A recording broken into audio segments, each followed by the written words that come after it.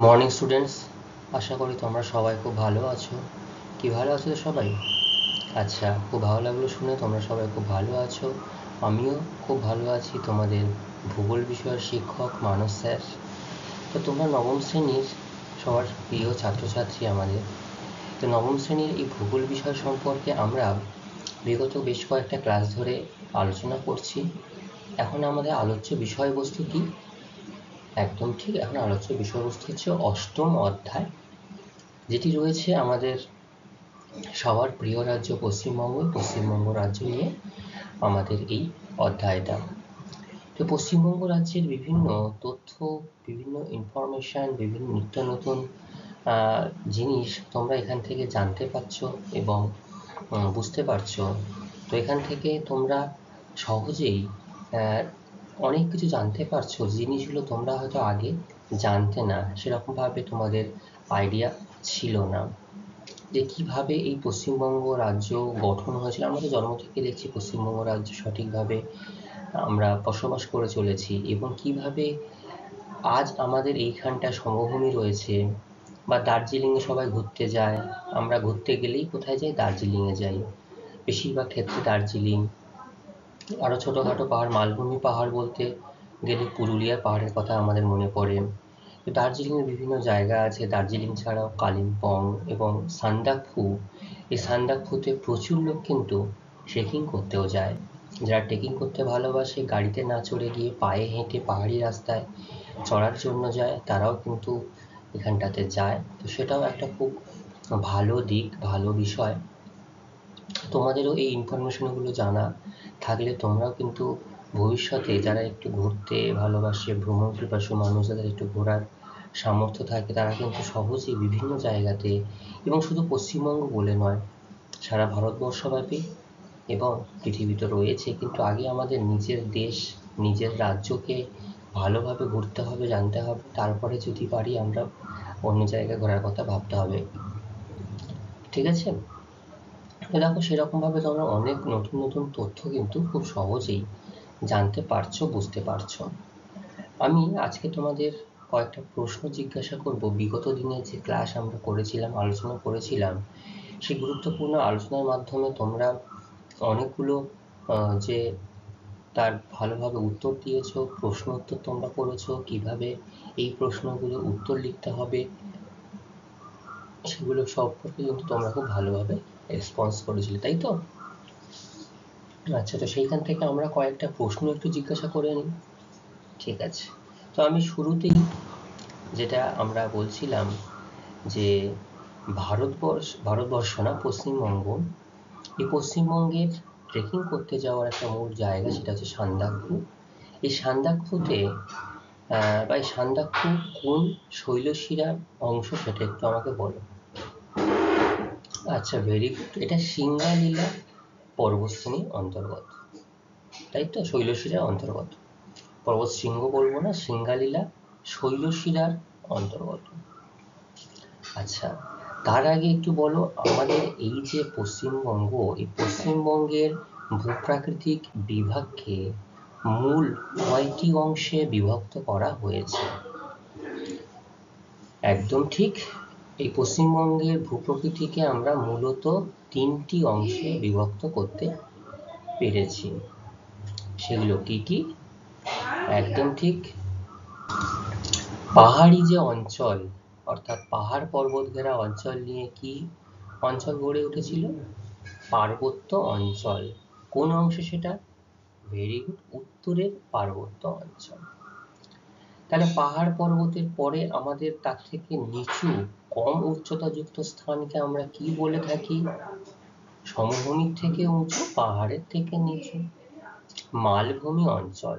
তাই তো? এই মালভূমি অঞ্চল পশ্চিমবঙ্গের কোন দিকে গড়ে উঠেছে? পশ্চিম দিকে। এটাকে আমরা কি বলছি?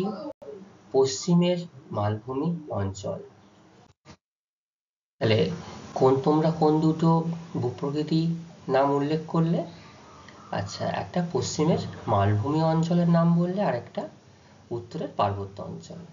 তাহলে এই যে দুটি অঞ্চল বাদে আর কোন অঞ্চলটি রয়েছে বলো তো আমাদের? সমভূমি অঞ্চল, তাই না? তো তো পশ্চিমবঙ্গের কিন্তু বেশিরভাগ অংশ, অর্থাৎ প্রায় বলতে গেলে 90% এলাকা, 90% জায়গা কিন্তু সমভূমির অন্তর্গত, তাই না? একদম ঠিক। তাহলে বলো তো, পার্বত্য অঞ্চল পশ্চিমবঙ্গের মোট ক্ষেত্রফলের কত শতাংশ জায়গা দখল করে আছে? 4%। মালভূমি অঞ্চল 7% জায়গা দখল করে আছে। তাহলে দেখো, বাদবাকি যে অংশ, অর্থাৎ এই পার্বত্য অঞ্চলের দক্ষিণ প্রান্ত ভাগ এবং পশ্চিমবঙ্গের মালভূমির থেকে সম্পূর্ণ পূর্ব দিক পর্যন্ত, নদিয়া পর্যন্ত যে অংশ, এবং ওদিকে জলপাইগুড়ি দক্ষিণ এবং আলিপুরদুয়ারের দক্ষিণ থেকে শুরু করে কোচবিহার, উত্তর দিনাজপুর, দক্ষিণ দিনাজপুর, মালদহ, মুর্শিদাবাদ সবই কিন্তু এই সমভূমি অঞ্চলের অন্তর্গত। খুব ভালো তোমরা জেনেছ। এই উত্তরের পার্বত্য অঞ্চলকে মূলত কটি ভাগে বিভক্ত করা যায়? দুটি ভাগে। কি কি? একটা তিস্তার পূর্বাংশ আর একটা তিস্তার পশ্চিমাংশ। তাহলে তিস্তার পূর্বাংশ যেটা রয়েছে সেটা একটা ভাগ রয়েছে, আবার তিস্তার পশ্চিমাংশ একটা আলাদা ভাগ রয়েছে। কোন দিকটাতে উচ্চতা বেশি? তিস্তার পশ্চিমাংশে। এবং এইখানটাতে দার্জিলিং হিমালয়ের দুটি অংশ এখানে কিন্তু লক্ষ্য করা যায়, দুটি শৈলশিরা। কি কি সেই দুটো শৈলশিরা? একটা হচ্ছে সিঙ্গালীলা শৈলশিরা, ভেরি গুড, আর একটা দার্জিলিং ডংকিয়াং শৈলশিরা। এই সিঙ্গালীলা শৈলশিরার প্রধান 4টি পর্বতশৃঙ্গের একটু নাম বলো দেখি, উচ্চতা সমেত। আচ্ছা, সান্দাকফু। সান্দাকফুর আর একটা পরিচয় কি? এটি পশ্চিমবঙ্গের উচ্চতম একটা পর্বতশৃঙ্গ, যার উচ্চতা 3630 মিটার। ঠিক আছে, এটা একটা গেল সান্দাকফু। ফালুটের উচ্চতা কত? ফালুটের উচ্চতা হচ্ছে 3600 মিটার আমরা বলতে পারি। তাহলে সান্দাকফু তোমরা বললে যে 3630 মিটার তার উচ্চতা। সান্দাকফুর পরে তোমরা বললে ফালুট, তাই তো? ফালুটের উচ্চতা কত বললে? 3600। আর দেখবে কিছু কিছু বইতে 3596ও তোমরা পাবে, কিন্তু সেটা আপডেট হয়েছে যতদূর আমি দেখেছি যে 3600 মিটার। তো সেটাই আমি তোমাদেরকে বললাম। এরপরে আছে সবরগ্রাম, তাই তো? সবরগ্রামের উচ্চতা কত? সবরগ্রামের হচ্ছে, একদম ঠিক বলেছ, 3543 মিটার। আর একদম শেষে রয়েছে টাংলু। দেখবে সান্দাকফু ম্যাপে তোমাদের দেখছিলাম, সান্দাকফুর পরে আরো বেশ খানিকটা গিয়ে টাংলু হচ্ছে। তো সেখানটার উচ্চতা হচ্ছে 3036 মিটার। ঠিক আছে, এই টাংলুর উচ্চতা। আচ্ছা, ঋষিলা, যেটা আমরা কোন দিকে পড়েছিল? ঋষিলা তিস্তার পূর্বাংশে। এই তিস্তার পূর্বাংশে যে ঋষিলার কথা বলা হয়েছিল, সেই ঋষিলার কত উচ্চতা? 3121। আবার কোনো কোনো বইতে 3117 মিটারও পেতে পারো। ঠিক আছে, এটাও পেতে পারো। আচ্ছা, তাহলে আমরা বেশ অনেকগুলো উচ্চতায় জানলাম। আচ্ছা, আরো একটা যেটা দার্জিলিং হিমালয়ের বা দার্জিলিং ডংকিয়াং এর আরো একটা যে হিমালয়ের উচ্চতম শৃঙ্গ, সেটাও যদি আমরা বলি টাইগার হিল। এই টাইগার হিল থেকে আবার তিন দিকে তিনটি শৈলশিরা চলে গেছে। তো এই টাইগার হিলের উচ্চতা কত? টাইগার হিলের উচ্চতা হচ্ছে 2600 মিটার।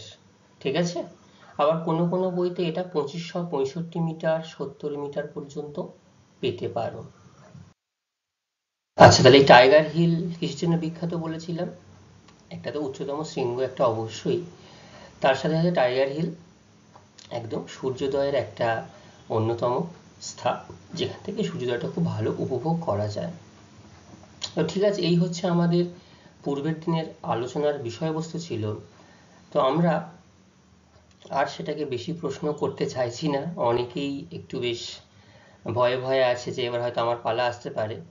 তো ঠিক আছে, তোমরা সবাই মোটামুটি ভালোভাবে উত্তর দিয়েছো। এবার আমি পরবর্তী যে ক্লাসটা আমরা বলেছিলাম যে শুরু করব, সেই সম্পর্কে আজকে আলোচনা করব।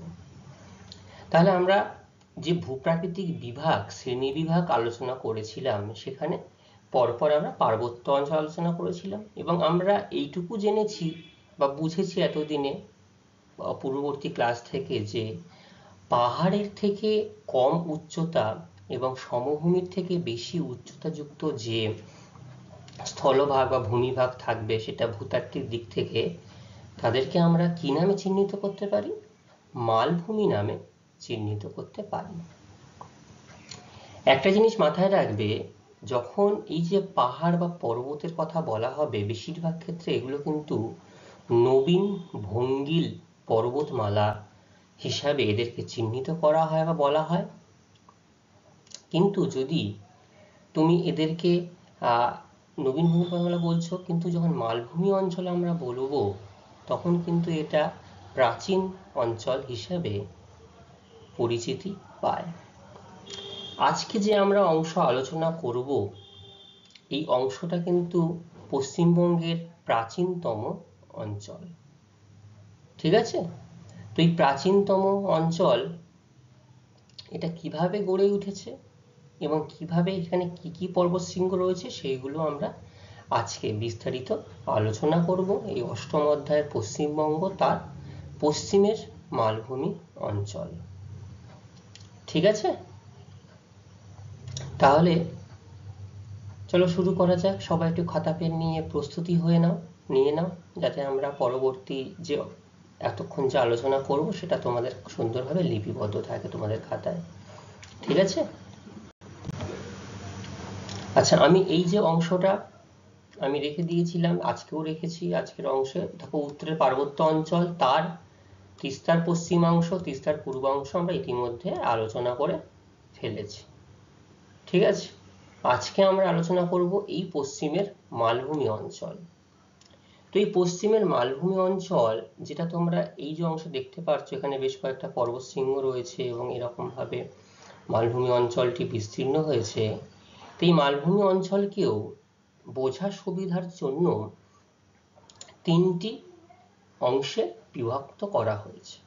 কি কি সেই অংশ? একটা বরাভূম উচ্চভূমি, একটা পুরুলিয়া উচ্চভূমি, আর একটা শুশুনিয়া উচ্চভূমি। তো বরাভূম, পুরুলিয়া, শুশুনিয়া, দেখি এই অংশগুলোতে কি আছে। তাহলে মূল তিনটি অংশ, এই পশ্চিমের মালভূমি অঞ্চলের মূল তিনটি অংশ কি কি সেগুলো? বরাভূম উচ্চভূমি, পুরুলিয়া উচ্চভূমি, শুশুনিয়া উচ্চভূমি। তিন জায়গার স্থান একটু বলে দিই। বরাভূম উচ্চভূমি, এই উচ্চভূমিটা পড়ছে মূলত তোমার ঝাড়গ্রাম সংলগ্ন এরিয়াতে। ঠিক আছে? এই ঝাড়গ্রাম সংলগ্ন এরিয়াতেই বরাভূম উচ্চভূমি পড়ছে। পুরুলিয়া উচ্চভূমি মানে একদম পুরুলিয়ার যে স্থান, অযোধ্যা পাহাড়, সেই অযোধ্যা পাহাড়ের কথাই আমরা আলোচনা করব। সুন্দর কিন্তু অযোধ্যা পাহাড়। তবে হ্যাঁ, এটা হয়তো সেই হিমালয় পর্বতশ্রেণীর মতো, অন্যান্য পাহাড়ের মতো বিশালের উচ্চতা নয়, কিন্তু আমরা যারা পাহাড় দেখতে ভালোবাসি, একটু জঙ্গল দেখতে ভালোবাসি, তাদের কাছে জায়গাটা কিন্তু একটা অপরূপ দৃশ্য। ঠিক আছে? এরপরে রয়েছে শুশুনিয়া উচ্চভূমি। শুশুনিয়া উচ্চভূমি, সেটা হচ্ছে বীরভূমের শুশুনিয়া উচ্চভূমি। তো এই শুশুনিয়া উচ্চভূমি, এখানটায় বীরভূম রয়েছে, এখানেও একটা তার উচ্চতা রয়েছে, তারও বিস্তারিত অংশ রয়েছে। চলো আমরা ধীরে ধীরে এই অংশগুলো নিয়ে একটু আলোচনা করে নিই, জেনে নিই। প্রথমে পশ্চিমের মালভূমি অঞ্চল, তার অবস্থান, অর্থাৎ কোন জায়গাতে এটা অবস্থান করছে, সেইটা আমরা জেনে নেব।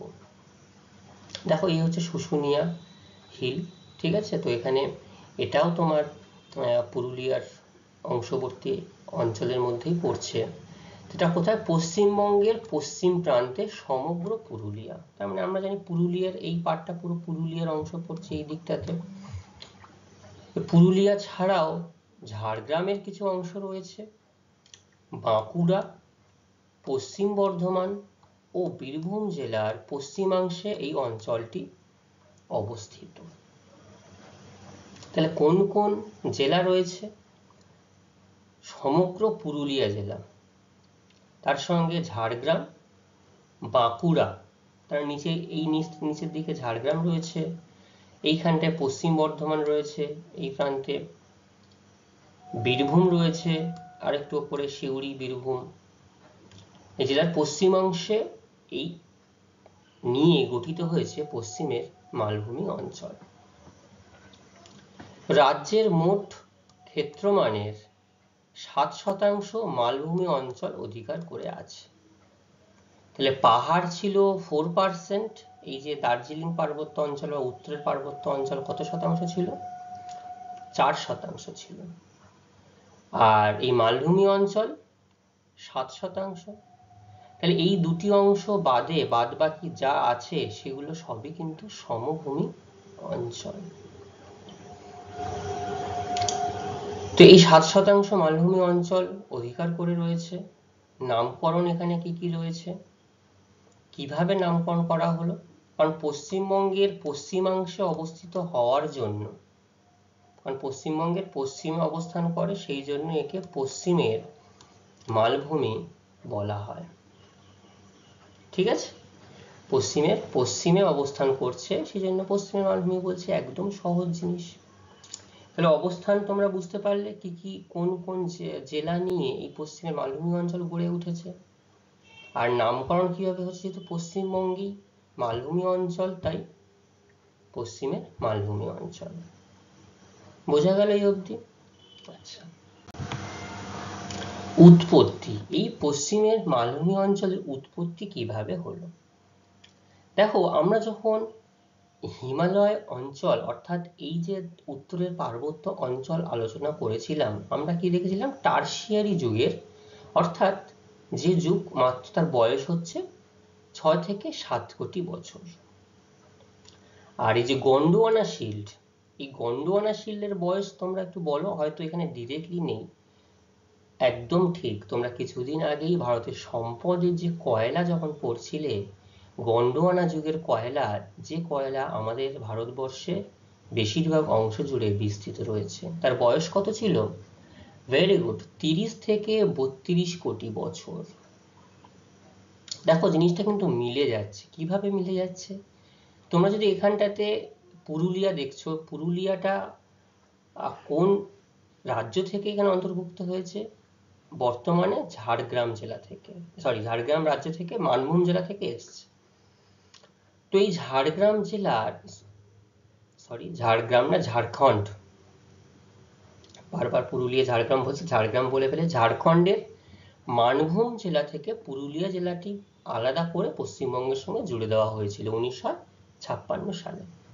তো ঝাড়খণ্ডে ছোটনাগপুর মালভূমি রয়েছে, এখানে খনিজ ভাণ্ডার রয়েছে। তো এই পুরুলিয়া থেকে কিন্তু এই খনিজ ভাণ্ডার খুব একটা দূরে নয়।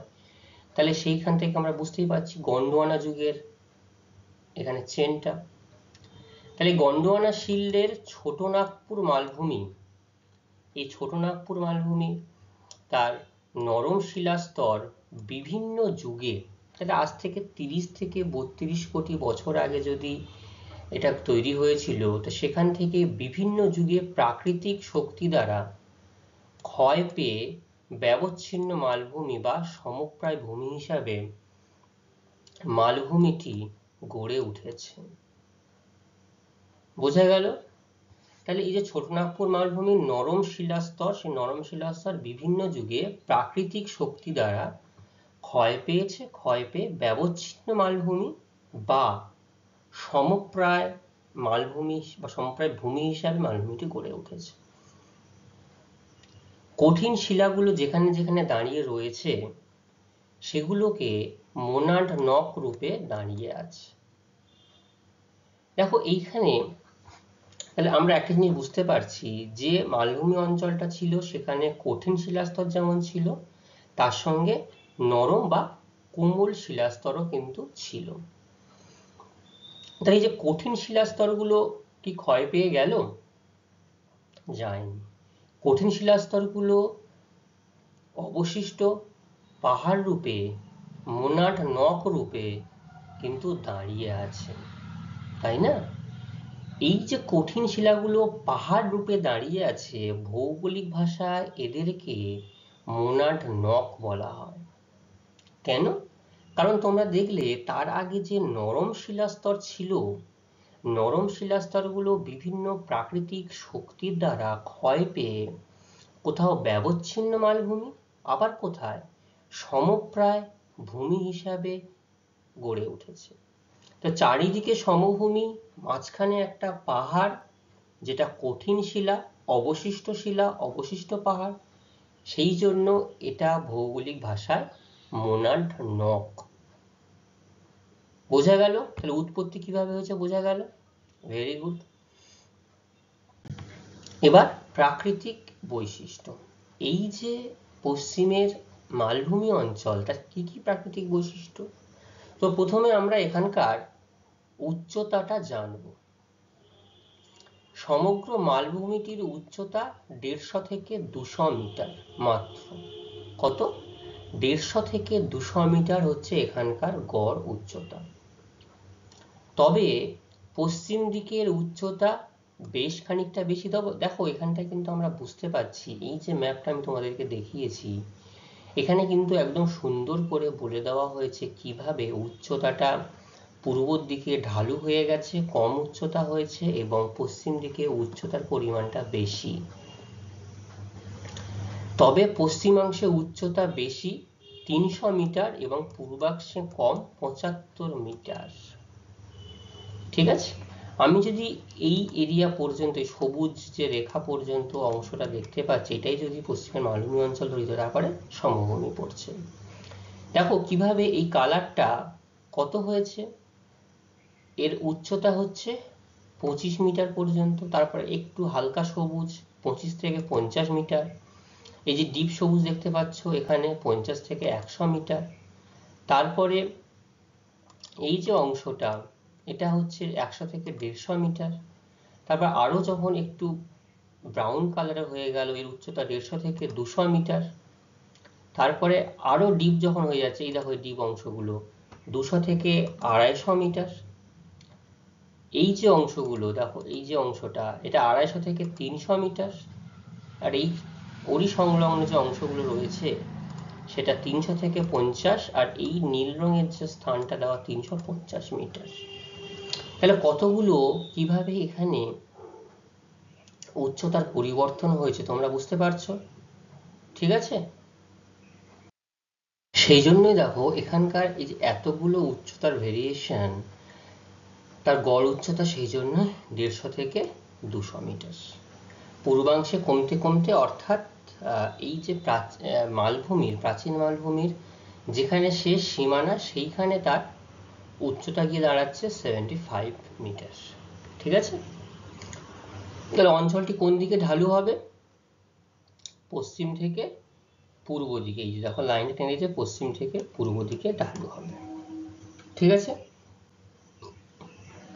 আচ্ছা, এটি ছোটনাগপুর মালভূমি ও রাজমহল উচ্চভূমির সম্প্রসারিত অংশ।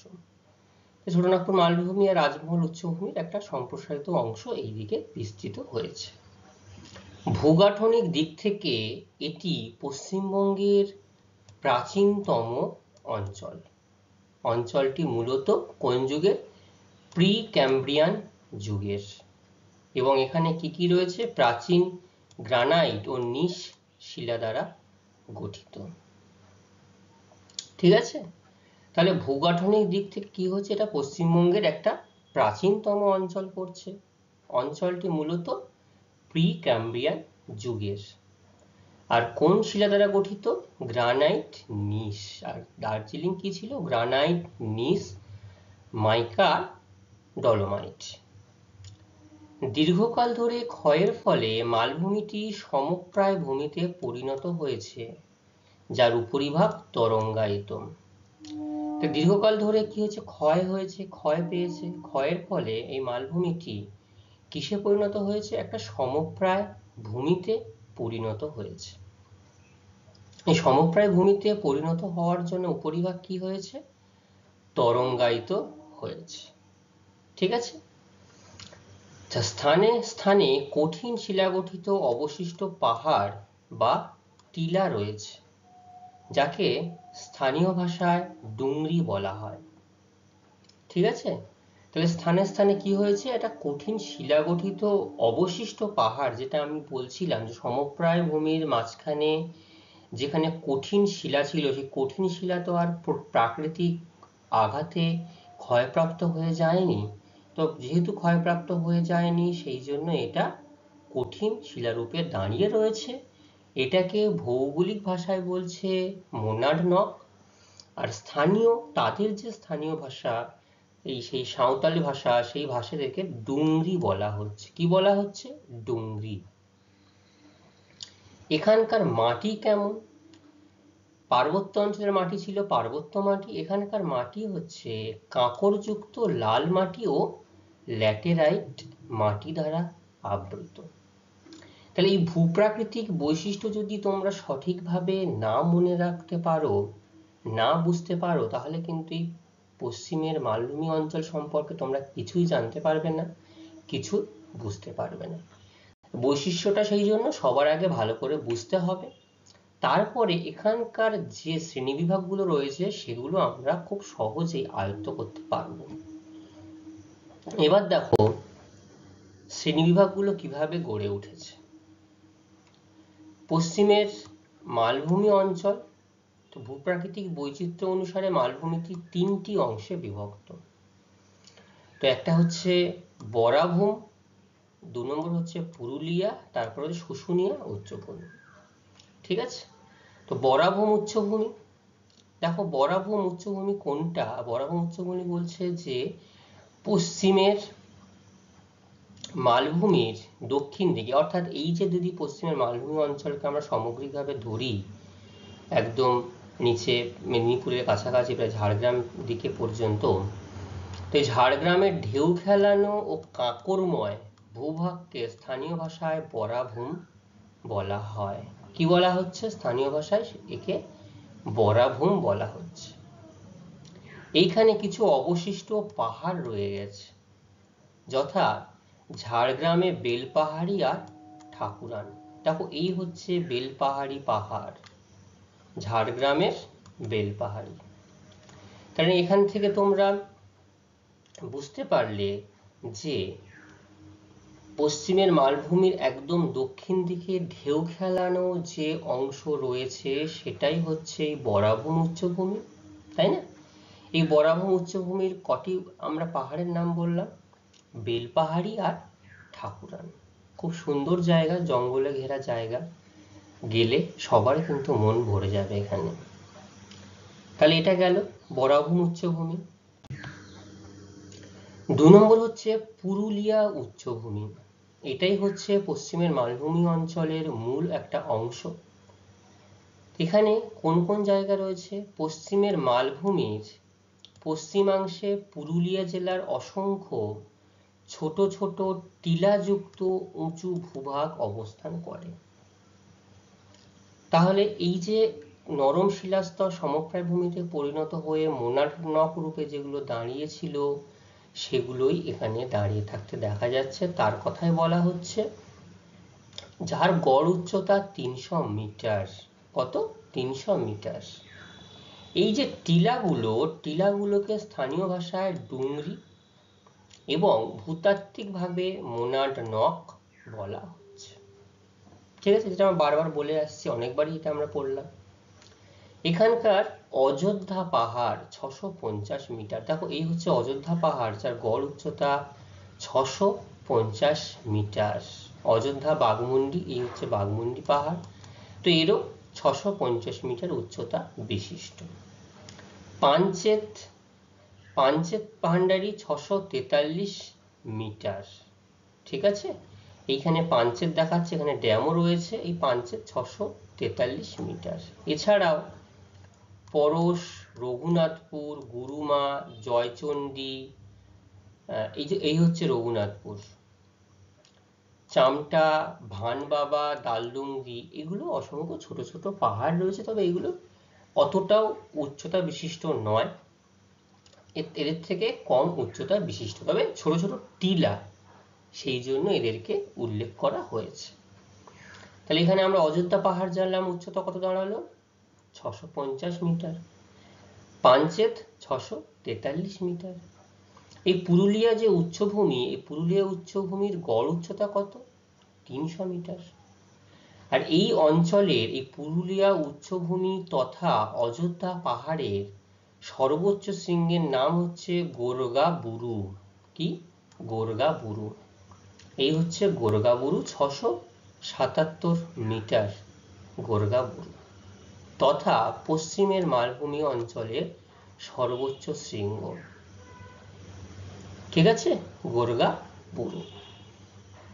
তাহলে বুঝতে পারলে পশ্চিমের মালভূমি অঞ্চল, এই পশ্চিমের মালভূমি অঞ্চলের সর্বোচ্চ শৃঙ্গ তথা অযোধ্যা পাহাড় তথা পুরুলিয়া উচ্চভূমির সর্বোচ্চ শৃঙ্গ হচ্ছে এই গোরগাবুরু। ঠিক আছে, কত বললাম উচ্চতা? 677 মিটার। ঠিক আছে, এরপরে লাস্ট হচ্ছে শুশুনিয়া উচ্চভূমি। এই শুশুনিয়া উচ্চভূমিটা, শুশুনিয়া পাহাড় আমি তখন বীরভূম বলে ফেলেছি, ওটা বাঁকুড়া হবে, বাঁকুড়া বলতে গিয়ে বীরভূম বলে ফেলেছি। এই হচ্ছে শুশুনিয়া পাহাড়, শুশুনিয়া উচ্চভূমি, শুশুনিয়া বিহারীনাথ, এই যে অংশ, এটা পুরুলিয়া বাঁকুড়ার বর্ডার বলতে পারা যায়। এই হচ্ছে পুরুলিয়ার জেলার সীমান্তবর্তী অংশ গেছে। তো এখানে পশ্চিমের মালভূমির উত্তর পূর্বাংশ, তাহলে পশ্চিম মালভূমি এটা ধরি, তাহলে উত্তর পূর্বাংশ, এদিকটা উত্তর, এদিকটা পূর্বাংশ, বাঁকুড়া, পশ্চিম বর্ধমান এবং বীরভূম জেলায় ল্যাটেরাইট, এই যে বীরভূম জেলা চলে গেছে খানিকটা, বীরভূম জেলা ল্যাটেরাইট গঠিত এই উচ্চভূমি পূর্ব দিকে ধীরে ধীরে ঢালু হয়েছে। তাহলে এতক্ষণে আমরা জেনেই গেছি যে পশ্চিম দিক থেকে পূর্ব দিকে উচ্চতা কিন্তু যথেষ্ট কম, ধীরে ধীরে কমছে, তাই জন্য ঢালু হয়ে গেছে।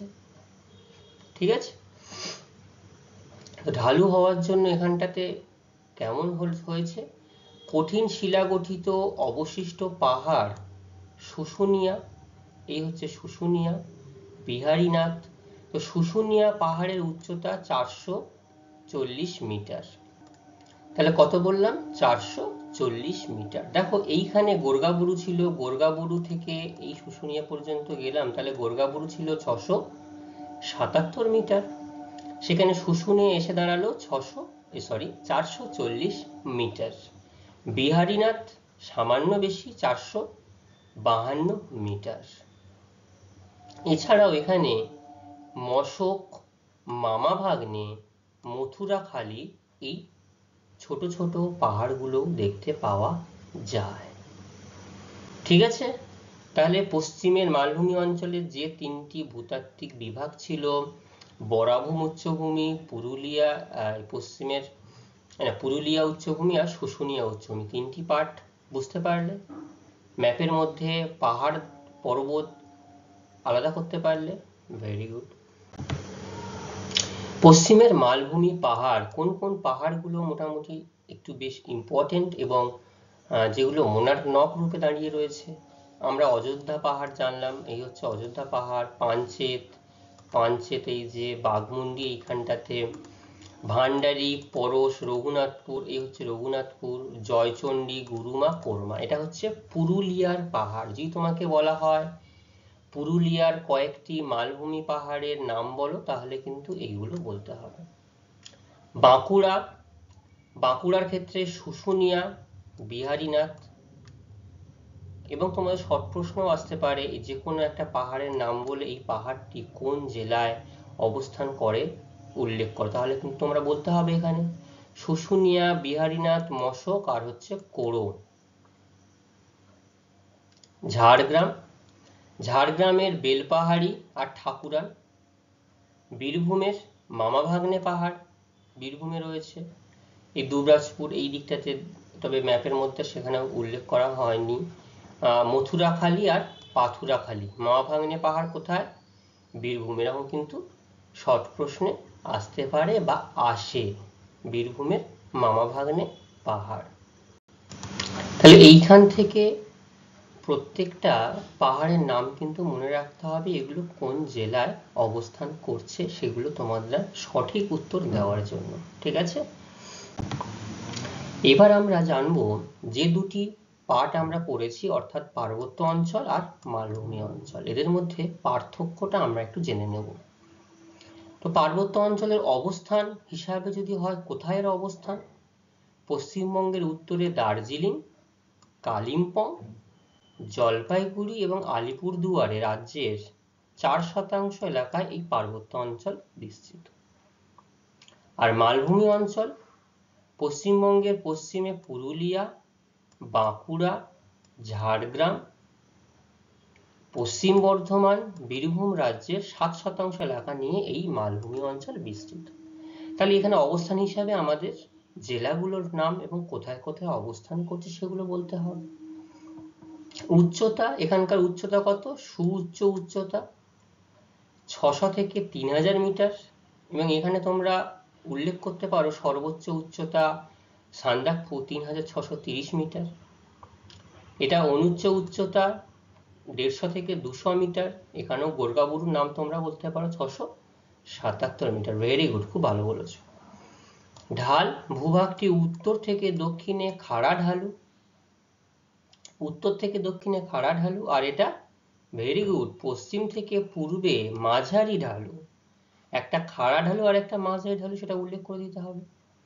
এখানে কি কি পর্বতশৃঙ্গ রয়েছে? সিঙ্গালীলা, দার্জিলিং, দূরবিন্দারা, ডাউহিল, চোলা, আর এখানকার সান্দাকফু, ফালুর শৃঙ্গ রয়েছে, যেগুলো উচ্চতম, এগুলো উচ্চতম শৃঙ্গ। আর এই পশ্চিমের মালভূমি অঞ্চলের মধ্যে অযোধ্যা রয়েছে, শুশুনিয়া রয়েছে, বাঘমুন্ডি, বিহারীনাথ, পাঞ্চেত ইত্যাদি অনুচ্চ পাহাড় এই জন্য, কারণ বেশি উচ্চতা নয়। তার সাথে সাথে গোর্গাবুরু, বাঘমুন্ডি শৃঙ্গ লক্ষ্য করা যায়। ঠিক আছে, তাই পার্থক্যটা সবাই বুঝতে পারলে, একদম সহজ পার্থক্য। দুটি অঞ্চল যদি তোমাদের মনে থাকে, পার্থক্য লেখাটা কিন্তু কোনো ব্যাপার নয়। ঠিক আছে, আচ্ছা, তাহলে এইখান থেকে যে গুরুত্বপূর্ণ প্রশ্নগুলো আমি তোমাদের জন্য পেয়েছি, সেই প্রশ্নগুলো তোমাদের সামনে রাখলাম। আশা করি তোমরা প্রত্যেকটি প্রশ্ন খুব ভালোভাবে বুঝতে পারছো। এমন কি কোনো প্রশ্ন রয়েছে তোমাদের বোঝার অসুবিধা হচ্ছে? আচ্ছা, খুব ভালো। আমরা কিন্তু আলোচনা করবার সময় বলেই দিয়েছি কোন প্রশ্নের উত্তর কিভাবে লিখতে হবে, তৈরি করতে হবে, বলতে হবে, সব প্রশ্ন কিভাবে আসতে পারে, সেরকম ভাবেই তোমাদের এখানেও প্রশ্ন দেওয়া হয়েছে। এই প্রশ্নগুলো কি করতে হবে? পাঠ্যপুস্তক থেকে দেখে আসতে হবে। পরবর্তী আলোচনার দিন আমরা এগুলো তোমাদের থেকে জেনে নেব। ঠিক আছে, তাহলে আজকের ক্লাস এই পর্যন্তই থাকবে, তাই তো নাকি? আজকের ক্লাস এখানে সমাপ্ত করে দিই আমরা। তাহলে পরবর্তী ক্লাসে আবার আমরা পরবর্তী অংশ সম্পর্কে আলোচনা করব। ততক্ষণে সবাই খুব ভালো থাকবে। সকলকে অসংখ্য ধন্যবাদ।